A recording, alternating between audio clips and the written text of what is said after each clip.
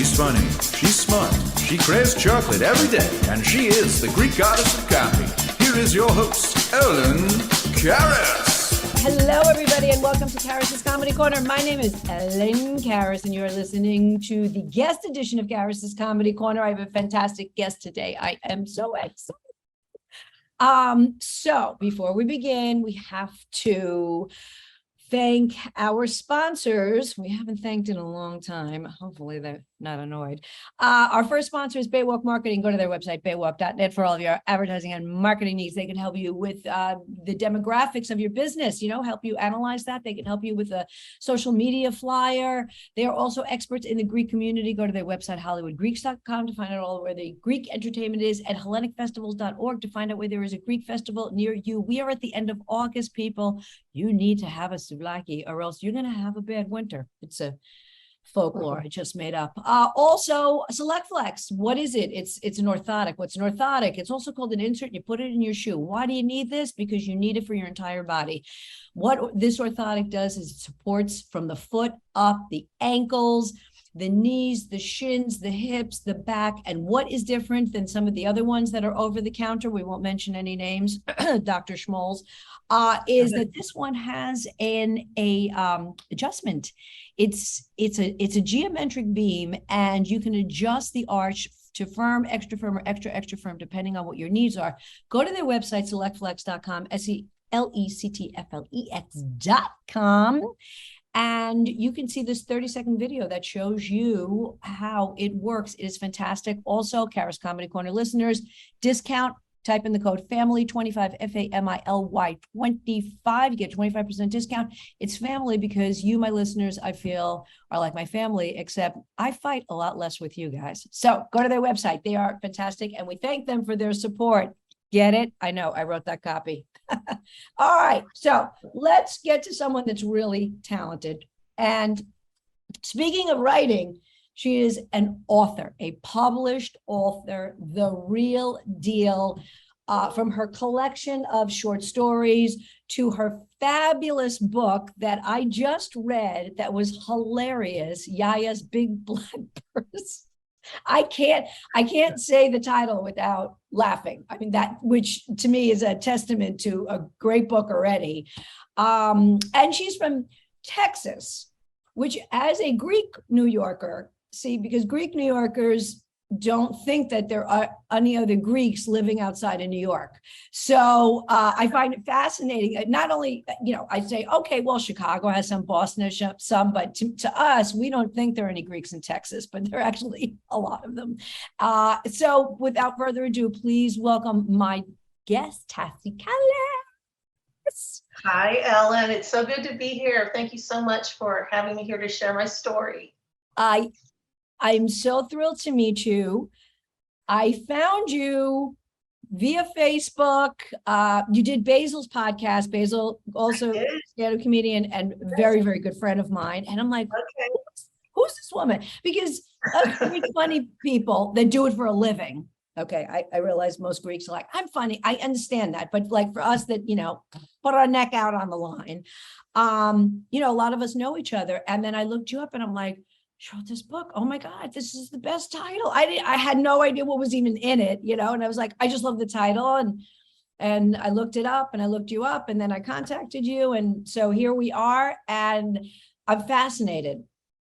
I'm fascinated for several reasons. One, I have an idea how you grew up, because all Greeks, Greek Americans, we I'm not saying we're all the same, but there is sort of what I like to say, a baseline of similarity. So there's things that are in our culture that we all have experienced, and a certain way that our parents have raised us. And as women, the women are we're all very strong, but there is a bit of a difference, and the girls were stricter. We had a stricter upbringing. And where, so I sort of know your upbringing without even knowing you. And then I have to know how you found time to get married, have 3 kids, have this career, sort of go through this, plugged in with the family. I mean, I'm just fascinated about the whole thing. But the first question I need to ask you is, how did your family get from wherever they were from in Greece to the United States and wind up in Texas? Because again, to me, I feel everybody went from Ellis Island to Queens. So how did that transpire? Well, my dad did come through Ellis Island. When he was 13, he came with his brothers. And they knew a family, a very wonderful family in Houston who sponsored them. And they lived with this family. And this is how it all started. And my dad has always told us wacky, wonderful stories about his growing up and his experiences coming over, and the culture shock and everything that he went through, becoming the person he is. And I think some of that rubbed off on me. And I love a good story. I love nothing better than to tell funny stories with my friends until we're all laughing and crying about these memories. And I also tell stories to my kids all the time. And whenever we're together, it seemed like they were always saying, "Mom, tell us that story again. Remember when that happened?"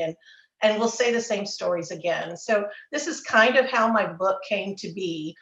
These are stories about growing up, about growing older, about motherhood and marriage and all the good stuff that life is made of. It's fiction, but it's all based on nuggets of truth from my life and the life of those who are the closest to me. So what was it like, again, clearly fascinated, what was it like to be a Greek family? And you were very Greek, immigrant parents, and then you had your grandparents with you as well, right? So did they all come over? Is that? Well, my dad came over from North and my mother was actually born here in Houston. And I have a grandfather from Catalonia. My grandmother's family was from Patmos. So everyone kind of came together, but my mother was born here. So although I had the very Greek father and a Greek mother, I kind of had the best of both worlds. It wasn't quite as difficult as maybe it could have been. I didn't speak Greek growing up at home. I wish we had. I wish I knew Greek better than I do. So your dad spoke English to you? He did. Yeah, he learned English. And unfortunately now I'm having to take Duolingo so that I can learn enough Greek, to get by and feel like I can carry on a conversation. What about your grandparents? They lived with us, as you get. They moved in, I guess, when I was around 13. And so I got to have my grandparents, living with us. And it was such a wonderful experience having them both there. And we were such a close family. And I wouldn't trade that for the world. So, and then they learned English as well, your grandparents? Everybody spoke English. Yeah, I don't know how it's even possible. Maybe that's the Texas twist here coming through. Yeah, I know. I mean, it's fascinating. Because with me, all my grandparents came here, but my parents were born here. And then I knew my great grandmother as well, who I'm actually trying to write a story about. If I had ambition like you and focus, I would have finished it 5 years ago, but that, there. But all I didn't know my one grandfather, but all my grandparents learned how to speak English. My great grandmother didn't really speak it, but she understood it. I mean, she could speak it to get by, to go to the grocery store, like all that. And people don't get it. As opposed to like Spanish, where it has the same alphabet. I mean, it really is a very, very difficult language to learn if you're learning English, to learn Greek as an adult, or if you have Greek to learn English. So, and back in those days, it's not like school taught both. And most of them, the school was very limited as it was. So here you are, you're in Texas. What was the environment like around you, though? I mean, you had your church, of course, and did you all sort of mingle together, or in Texas, everybody's just friendly and it's not like you all want them to just live in a Everything's or bigger and better in Texas. No, actually, the best memories I have are growing up at church. And those are the closest friends I have today. The ones I met through Goya, Greek Orthodox Youth of America, which you probably know, and all the fun things we would go and do, and the dances, and the mixers, and the disco dance lessons that we would take as Goyans. Some of these things we wanted to do, and other things they had to kind of twist our arms to get us to do. But and I actually wrote, these are some of the things I wrote about in my book, because I mean, you can't make this stuff up. The dances we would have in the church gym with the disco ball, and Brick House playing in the background, and all the girls run into the bathroom when Stairway to Heaven comes on because it's the longest song ever recorded. So this is how I grew up. Just great memories, great people around me. Did you keep a diary when you were a kid?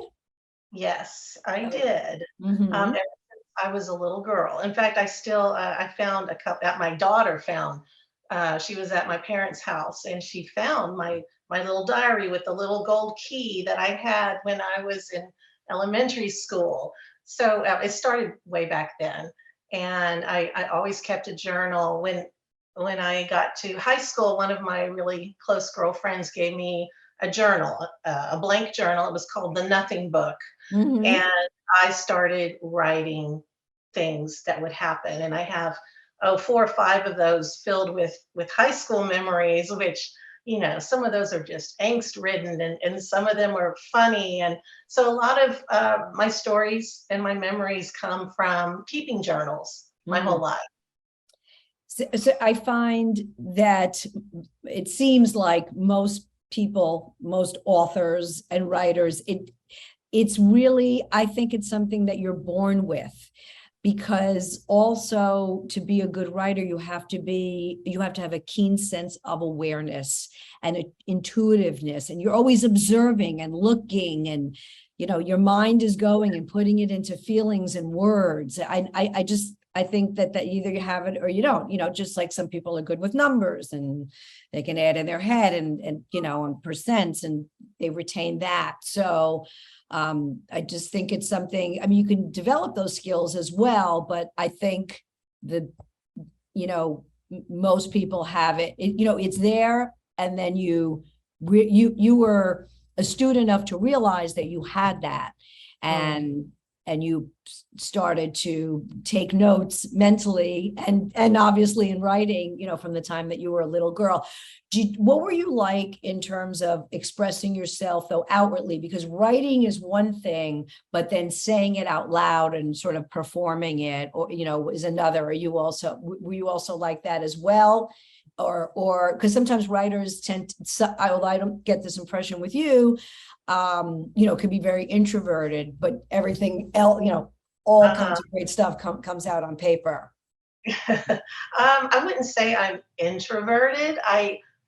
I'm quiet. I like my quiet time, but I do like connecting with people. I love talking to people and sharing stories with people. So yeah, I would say that I'm more on the outgoing side than not. Yeah. I'm sorry, I don't remember. Did you go to college for writing, or how did it all transpire? I did go to college. I had to fight tooth and nail to be able to go out of town, to actually leave the house to go to college. So it was a big deal for me. I went to TCU, Texas Christian University, which was about 5 hours away from home.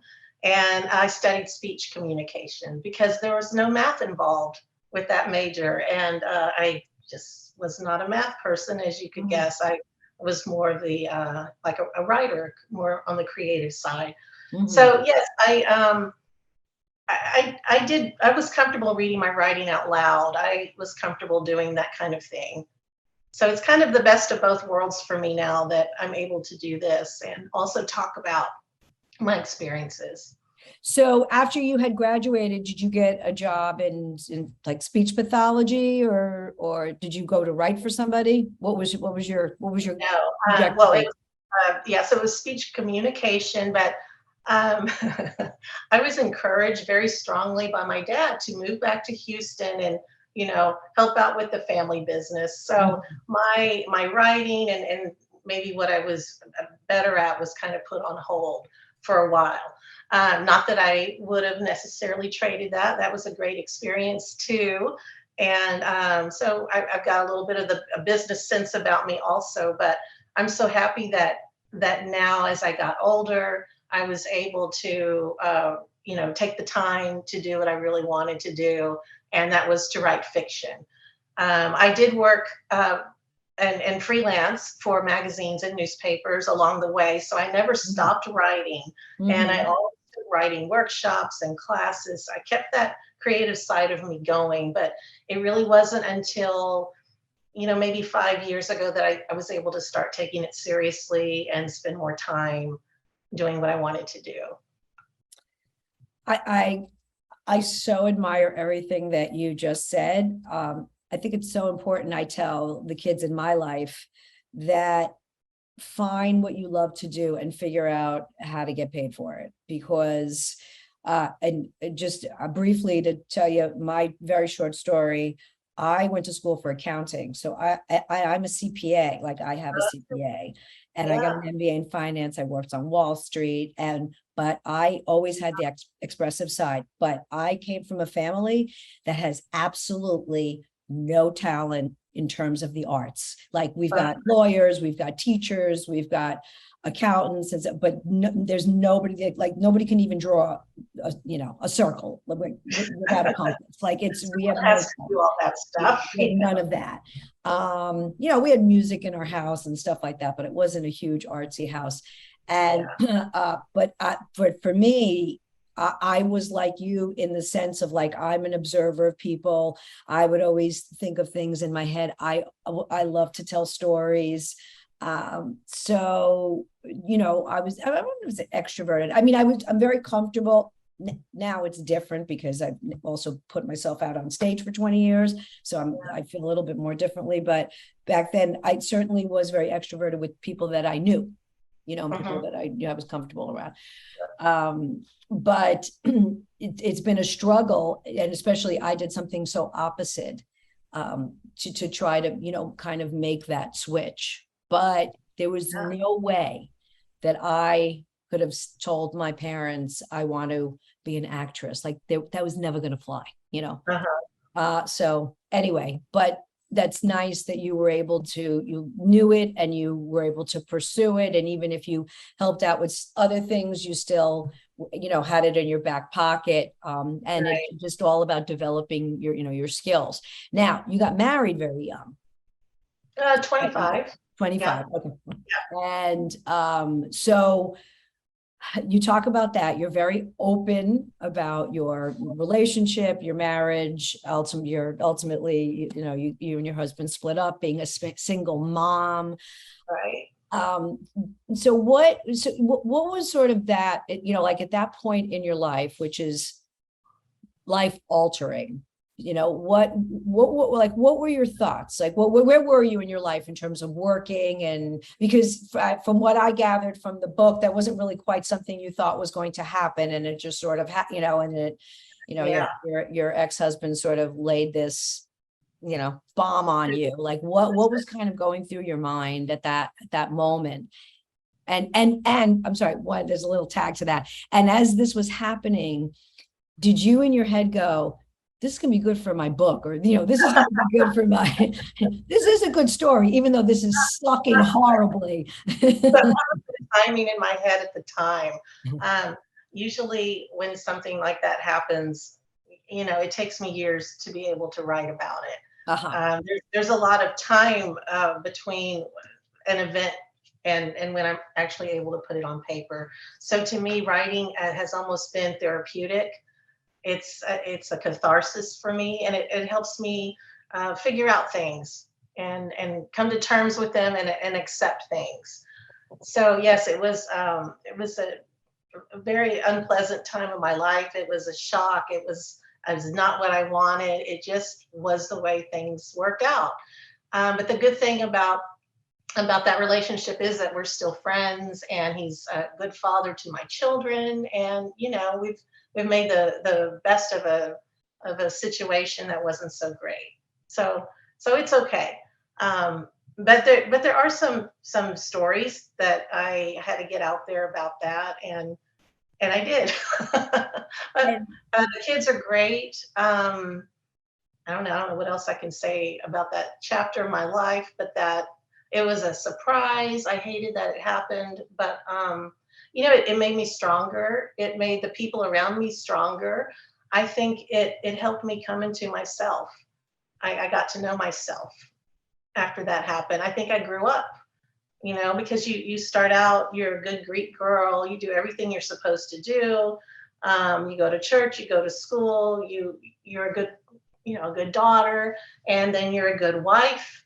And then, you know, when things don't quite work out the way they're supposed to, you have to figure out who you are and what makes you real. And I think that's what happened. Do you find that because you've gone through this experience that if you meet somebody and they are going through that experience, do you find yourself like giving advice and Yes. have you like mentored people on this, or people have come to you about this? Yeah, it's funny you said that. Mhm. I don't go out looking for people to talk about marriage or divorce with, but they seem to find me even before the book came out, and so now they kind of know, you know, everything. I guess people sense things in you, and they sense that maybe you have a compassion towards something because you've gone through it. And I have numerous times. I mean, even my lawn man had a story to tell me. There's always someone in the grocery store. I find myself talking about marriage a lot, and about life a lot to people. And I think, you know, this is one of the reasons that I write. It's because I figured out, you know, no one really knows a person. All you know about a person is maybe what you see on Facebook or Instagram. And it's very easy to think that everyone has these picture perfect lives. And the fact is, you know, we don't. Our friends aren't rock stars. You know, we don't have perfect children who graduate with honors, and we don't have perfect marriages. And, you know, not everybody's husband brings them breakfast in bed and gives them foot massages at night. The fact is, we're not perfect. And one of the themes of this book is that this character is she's struggling to be a perfect woman in an imperfect world. And I think that by showing our fears and our failures to other people, we help them, we empower them. And so that's one of the things that I'm hoping I'm doing through this book. Even though it's funny, there's a lot of bittersweet in it too. And I hope that I'm sending that kind of a message that, hey, you know, we're all in this together. We all go through these universal themes. It's going to happen to all of us at some point or another. So let's share what we've gone through and help each other out. You know, it's very interesting. I was having a conversation with my sister yesterday about Facebook. She's really not on Facebook, and she's like, I hate it. And somebody that she knows did this anniversary, like she goes, this, I forgot what her friend, let's just say Jess, you know, this is my friend Jess. She put this, it was her 20-year anniversary with her husband, and she put together a video, like my sister goes, I watched it for 30 seconds. It went on for 10 minutes. She's like, it was the most ridiculous, like, who has time? And so we're just going back and forth. And I always say this, full disclosure, if I was not a comedian, I would not be on social media. I wouldn't. Maybe I would look at it, but I wouldn't be on it. Right. And sometimes even myself, when I put something out there, I'm like, oh my God, so narcissistic. I don't, you know, but I'm at the show and I hate it. And it goes against our upbringing, because we weren't brought up to, no, to cosmo nadisticanis, everybody should look and see what you say. We grew up with like, you're supposed to have a little bit of privacy, like, whatever goes on to speaky, and here, like, you were like putting it all out there. This is exactly what happened to me. My father, he raised us to be, just don't say a whole lot about yourself. Keep things private, be quiet, listen, but don't, talk about yourself. Don't give a whole lot of information out. And so what did I do? Years later, I wrote everything. I just kind of wrote it all. So it had to come out. But yes, you're right. This is not what we were raised to be like at all. And I'm sure there's other non-Greek families that had the same thing, but right, it's so interesting. We also, because we're about the same generation-ish, so it's like you didn't talk about religion and politics. Now, that's all you talk about is religion and politics. It's insane. It's like, what? Let's go back to talking about the price of cantaloupe. Like, I can't take it anymore. It's too stressful. A minute. So yeah, I find that a big conflict every day. With all of that. So yeah, your dad, the way that you described your parents, I love them. I love, of course, Yaya. This is sort of another thing that came up. I was with some friends Monday night, and one of the friends is a priest. And so, speaking of religion, so we're talking about our church, and for all those listening that are not Greek, and we're not exactly the biggest ethnic group in the country, and the churches, some are flourishing. There's a church on Long Island that's like a little city. That there's certain churches that. They have also the population, they were able to grow, they have the resources, and there's some churches that are really struggling, or they were big in one time, and now due to different things. New York City, I don't know what or what you read or whatever, but our city's really not in a great way.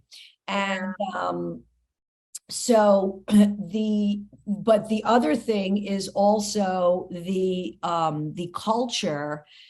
culture, sorry. And I'm just going to cut, and I'm just going to remember this.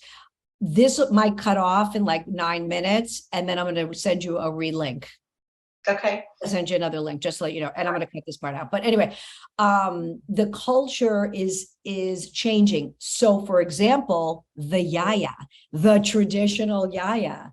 I realize, at this point, I'm the yaya, but I just, it's completely changing. People are also, obviously, Greeks aren't marrying other Greeks, so there's a little bit of the dilution of that. And then, sometimes they don't go the Greek way, they go the other way, or they become apathetic. Or, as you've experienced with your kids, there's sports. There's all kinds of other activities that when we were growing up, it was like, no. There was not Sunday. You didn't go to a birthday party on Sunday. So, and when I was young, I grew up in a Greek neighborhood in New York City. So all my friends were Greek, and I went to Greek parochial school. So that wasn't really a conflict until later, in the suburbs, when you saw that type of thing happening. So all of that is changing, just like the apathy of all that, making it a priority, even going to church, right? Making it a priority. So how did you manage with your kids in the generation after ours to get them to still be culturally engaged? Oh, it was really important for me to try to keep things as just like they were. Even though we had gotten divorced, I didn't want the kids to go through a whole lot of upheaval and change. So I did my best. We stayed in the same house. I decided, I made a conscious effort. I decided, it's up to you. You've got to take them to church. Otherwise, they're going to start going to someone else's church, or they may not go to church at all.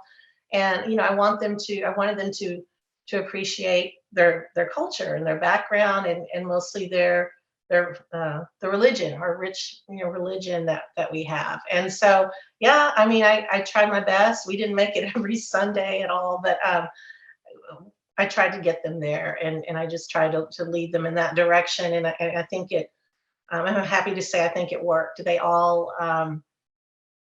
they just have a rich spiritual life, and I'm very thankful for that. And they danced in the Greek festival, and they were in Goya, and they went to all the basketball tournaments. And I'm just really glad that they got to have all that I kind of had growing up too. Right. And, when I'm sure you talk about actually some of these stories in your book, it's a fight. It's not easy. It's not like they're like, okay, let's go. It's like, you got to sell it. You're a salesperson. We can't find our shoes. Right. We're the church shoes. Like, where are my pants? Sunday mornings are rough growing up with 3 kids, and you're trying to get them to church. And just so, again, for anybody not quite getting it or understanding it or not thinking that it's important, and it's fine, listen, we live in America, so it's freedom of religion. I don't try to force it upon anybody, but, here's what my takeaway, and probably yours is similar. What it taught you is boundaries. And we do, and you don't start feeling this till you're a full grown adult. As Greek Orthodox, we don't realize what a gift it is until we're later on. We don't realize it at 6, or 10 or 15, when we're teenage girls, and that's like the last place we want to be. And that's why one thing that I mentioned in my book is that sometimes you have to grow up to appreciate how you grew up. And I really believe what you're saying. Mm-hmm. And I know for me personally, I definitely shied away for a long time. And at some point, 2 things were happening. One is I just felt like I was missing. And 2, I was making a lot of bad decisions. And like I said, it gives you boundaries. It's just your sense of awareness that there's something else and something higher. And I don't just mean like a tree. And again, they give us a lot of, our church gives us a lot of material to go by. And really, it really guides us. And then of course, when you're Greek and you're Orthodox, so we have the culture, we have the ethnicity. So it's really great because it's like a double, it's a double dose of of goodness and neuroses. Because there's a lot of I'm sorry, what'd you say? I said fun and dysfunction. Yes, fun and dysfunction. Yes. But see, this is why you and I are here, and and Basil and other people as ourselves are here to sort of lay that out. I have to tell you something. When I first started stand up 20 years ago, and I first started and I do obviously not most of my stuff non-Greek, and then Greek of course is just whatever I can get, a smaller slice, but I remember one of my first Greek shows, I'll never forget. I was in Atlantic City. It was like a conference or something. And there was a Greek woman that was helping me, and she got them to, let me do 10 minutes. And I got up there and I'm talking about my father and this and that. And I'll never forget, this older man comes up to me and he goes, you were very funny, but let me tell you something. You can make fun of the Greeks, but not too much. It's true. There's a fine line. A very fine line. I know. At that moment, I was like, all right. And so when I write, I'm like a wordsmith, because I know that they can flip on a dime, and get insulted. So, I try to make it light and non-offensive.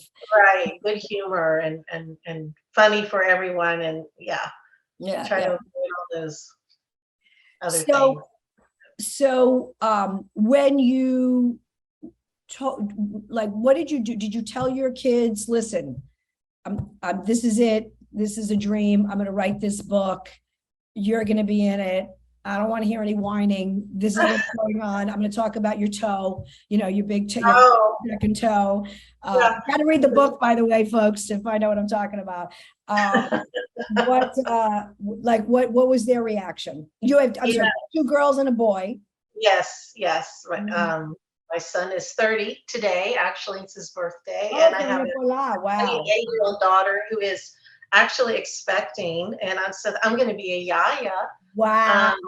I'm going to really know what I'm talking about, soon, and hopefully have a whole lot of new stories to tell. And my youngest is 25, and she's starting her new teaching career. So there's a lot of exciting things going on in our family.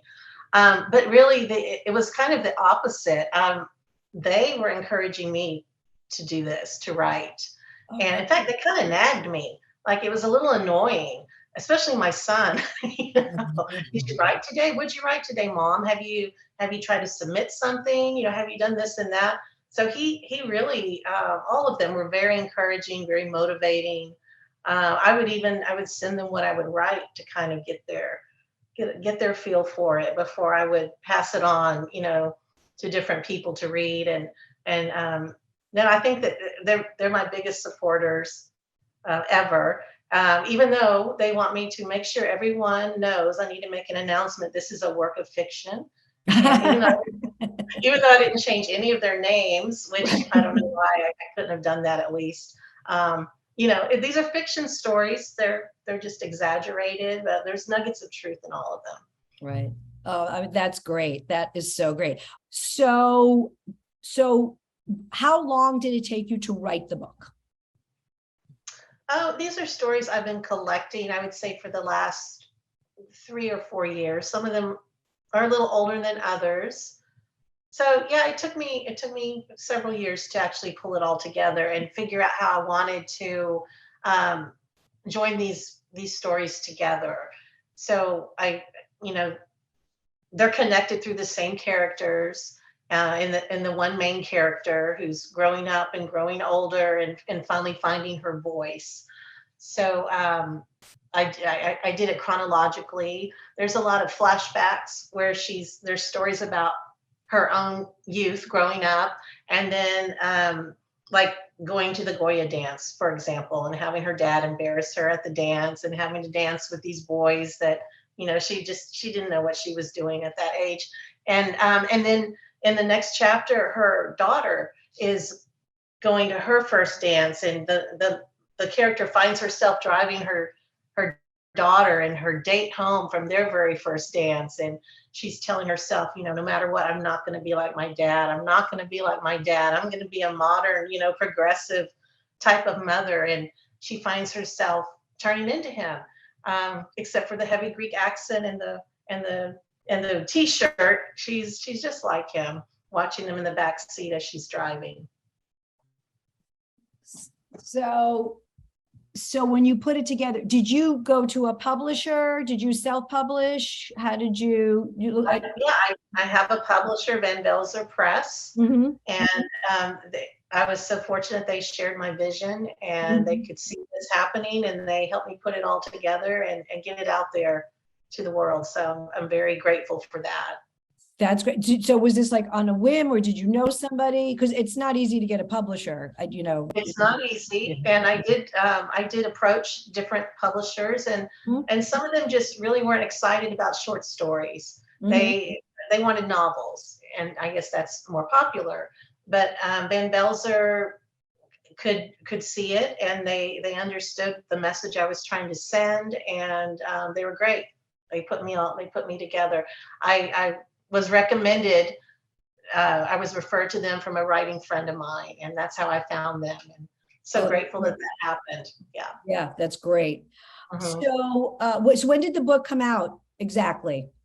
It came out, it was last October, right before the Houston Greek Festival. I was able to get it out there and be a part of that exciting weekend. So that was great timing for me.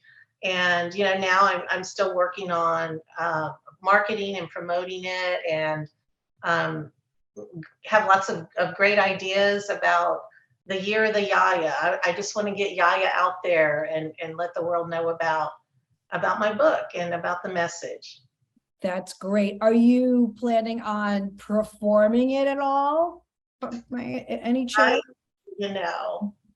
That's I'm not planning on it, but I would love the opportunity to do that. At least to to maybe read some stories and have some questions and answers about it, and share real life experiences with people on a small scale. I think that'd be really fun. How are the Texas Greeks? I mean, I'm sure the response has been overwhelming. Obviously, the support in your own parish, but have you been able to travel around the state or go anyplace else? I'm working on that right now. I'm planning on going to some different festivals throughout Texas, and really hoping that I'll have the opportunity to reach more people that way and share my story. So I'm looking forward to that. I've been doing podcasts, and I've talked at some book clubs. So I'm getting out there slowly, but yes, this is a goal of mine, and I hope that I'll have that chance. And again, I realize we've been talking a lot about being Greek and yaya, but to me, this is universal, right? I mean, Spanish people have their abuelita, and Italians have their nuna, I think it's called nona. Right. etc. I'm sure the Germans have something, so I don't know what it is. And it's the role of the grandmother, which kind of going back to what I was saying a little earlier about, the role of the grandmother. It's just like we had these anchors. And listen, I realize that sometimes obviously the grandmother is no longer with somebody, or they, age, and for whatever reason, people are also having children later, which, pushes that, that part up as well. But, be that as it may, sometimes you're not as fortunate. I think of it also, it's of course, the grandmother role is so special and important, but it's also, like you said, about getting, like, we can say we're grandmothers, but it's just really about I'm not a grandmother, but it's about being at that point in your life where you've amassed, some wisdom, all of this information and experience, to give. And looking at some of the TikTok videos that I see of the 20-something-year-olds, or some of the ones that I talk to, they could use a little wisdom. Like, clothes on. Like, stop giving everything away for free. Everyone needs to listen to their yaya, obviously. Right. And you know what Yaya never said? Yaya never said, I have anxiety, I can't make uluria. You know what I'm saying? You never heard Yaya having to go to therapy, she's having a time out. My Yaya was a superhero, but instead of a cape, she wore her big black purse. And I mean, she could do it all. And she did. It's funny. I think a lot of us could definitely can relate to it, and you don't have to be Greek, but the black purse was a universal, and women, it was like a bag of tricks. You just anything you wanted, it's in that purse. I mean, you need an EpiPen, you need a snack, you need a map, sugar packets, like utensils. It's all there. So that's just great. That was so, I mean, I love it. It's genius. And I'm so happy for you. I am fascinated of, like I said, of the Texas Greeks. I hope and pray. I spoke to somebody recently that has an Austin connection, but I would love to come down there and bring my show there. Awesome. Maybe we could do something together. We'll talk.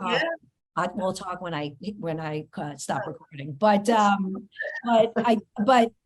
as someone that does go around and entertains, I love it because it's another form of entertainment. It's another form of a night out to have somebody like you with their book. And sometimes I find at some of the churches, and no offense to anybody that's writing these books, but sometimes it's like either from a religious perspective, heavy duty, like they have like a monk, or like, I don't know, couldn't be any more different from that, or somebody with like a very sad story, or about Greeks, their ancestors, during the time of war. And although again, it's important, it's historical, of just also like learning about just who we are. but myself and yourself, we come with a lighter note, That's for sure. So I like that, there's more people, in the mix to bring that, bring that there. So everybody think about that, or again, even doesn't matter where it is, just like a night out, to have you come and to do a reading, even at a Barnes and Noble. I mean, Right. I think it's really great. And then, we get to, again, spread our culture around too. So that's always nice, because we got to let the Xeni know that we're still around. Yeah, that's right. Tell me what's obviously working on the book and promoting it more. But you are an incredibly talented, creative person. What stories do you have gestating in you that you are dying to put on paper next? Oh, life goes on, and so there's just more stories, and they're going to be endless. And like I said, I'm excited about writing stories from a Yaya's point of view. But I'm always working on something. Right now, I'm just working on a short story called "Get Whatever You Want," and it's about going shopping as a growing up with my mom, and in a huge contrast going shopping with my dad, and their two shopping styles, and how careful my mother is when she goes shopping, and she agonizes over every purchase and examines everything, with a magnifying glass, and my dad has just a totally different outlook to life. And he's always taking when my kids were growing up, he would take them and buy them toys, and there was just there's no tomorrow. And it's just such a fun and interesting contrast between the two. So that's what I'm working on right this minute. But I have lots of ideas. This is Yaya's Big Black Purse, and I'm thinking, well, maybe the next one will be Poppy's Little Black Book, and be more about him and his experiences coming over from Greece, and how he grew up. And your dad owned a barbecue restaurant? Was that what it was? Was it? Yeah, he's had lots of different businesses and real estate endeavors. But yes, growing up, he had a barbecue restaurant, and he would always bring barbecue home. I mean, everyone was always eating barbecue, and it's a good thing because my mom can't cook, and of course my Yaya would cook, but then it kind of skipped a generation, so we had to have the restaurant so we could all continue to eat. Yeah. I don't want to say I didn't get the gene. I didn't get maybe I have the gene. I didn't get the interest gene. Yeah. I might have the doing gene, but I'm the interest gene. So it's a lot of work. Oh God, is it? Me, I just shovel a kind bar in my mouth. I'm like, well, maybe three, maybe not one, but well, this has been a delight. Tell us where we can find the book. I know you have a nice website. You write blogs all the time. Can we subscribe to it? Yes, please do. You can follow me on Facebook and Instagram at Tassie Types. So Tassie, TYPES. And you can also visit me on my website, tassietypes.com. And I hope you'll follow me and sign up for my newsletter so you can, stay updated with everything that's going on, and maybe find out when I'm going to be at a Greek festival near you. And I'm just really hoping that people, if you love the book, please, tell your friends and write a review if that's the kind of thing that you like to do, because there's no greater gift you can give a writer than letting her know if her writing made you laugh or made you cry. So there's that too. And I'm hoping that anybody who's in Houston for the Greek Festival in October will come by and see me. I'm going to have a meet in Greek and have my book and, sign some copies. And that's October 6th, 7th, and 8th. So lots of fun stuff happening. And I'm really looking forward to meeting my readers and finding out from them what makes their Yaya so special too. Oh my goodness. You are a very special lady and gorgeous. And I'm so happy you said yes without knowing who I was. I appreciate it. I'm Get happy this, to be here. yes, I know. Get this book, guys. Big Black Person. It's on Amazon. That's where I went and got it. Yes, Amazon, Yeah. Barnes and Noble online too. And I will write a review, by the way. I meant to tell you that. Oh. I will write a review. I know it's important. And you know, what's great is about your book, it's one of these books where you do the entertaining for you. And in this atmosphere, this constant atmosphere, I don't know if it's probably never going to go away, of just negativity and news and this and power and all this stuff I can't stand anymore. It's a nice respite to read a book like yours, and it kind of gives you hope in humanity, you know, that wow, there's still some nice simple things going on, or just, you know, family oriented, because there's really nothing like family as far as I'm concerned. So, you know, I loved it. Thank you so much for being here. Hang on. Please follow Tassie. And follow me as well, Ellen Karis. You can find me on Instagram and at Twitter at Greek Chick Comic, Ellen Karis, Greek Goddess of Comedy. Go to my website, ellenkaris.com, for this podcast and all the other ones that I've done for the last 7 seasons, folks. And just also go to my schedule there to see any of my upcoming dates. Thank you so much. Until next time, bye.